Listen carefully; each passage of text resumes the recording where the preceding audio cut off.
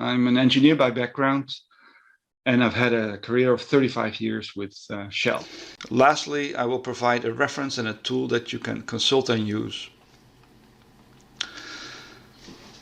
The word scenario can have different meanings. Firstly, it may be good, therefore, to indicate what I do not mean with the word scenario for the purpose of this presentation. When we talk about scenario planning, with scenarios we mean different pathways to different worlds.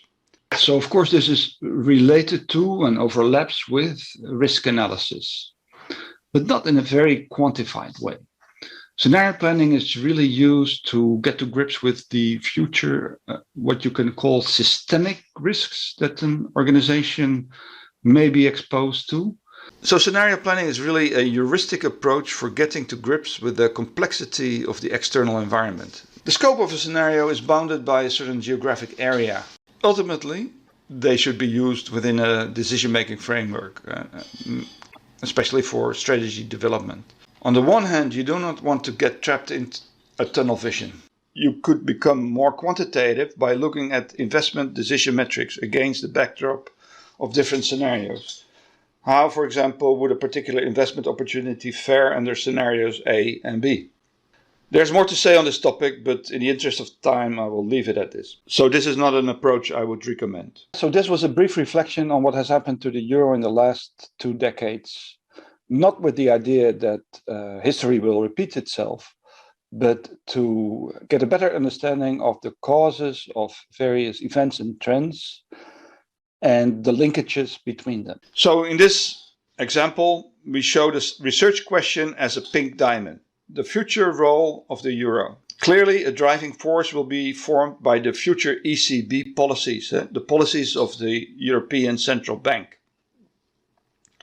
But these policies in turn are driven by the inflation or deflation issues and has a relationship with the interest rate. So in this way we have mapped out the most important driving forces and uncertainties. I think it can be useful to store these type of assessment as pieces of text in a relational database. The next step is to arrange the outcomes in some logical way. The classic approach is to do this in a workshop setting. The EU Commission and the national leaders operate effectively and make few mistakes.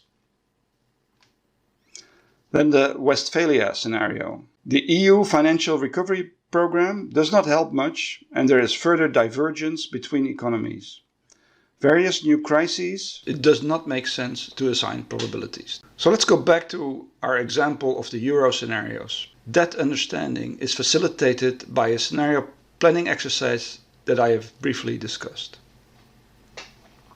On the other hand, the possibility that the recent increase in global inflation is not temporary, but may be something for the longer term, increases the likelihood of one of the other 2 scenarios to become reality. This is because the interest rates will rise, leading to issues with sovereign debt. So if you're interested, I can send you a PDF copy of a chapter I recently wrote in a book on enterprise risk management, which was published this summer.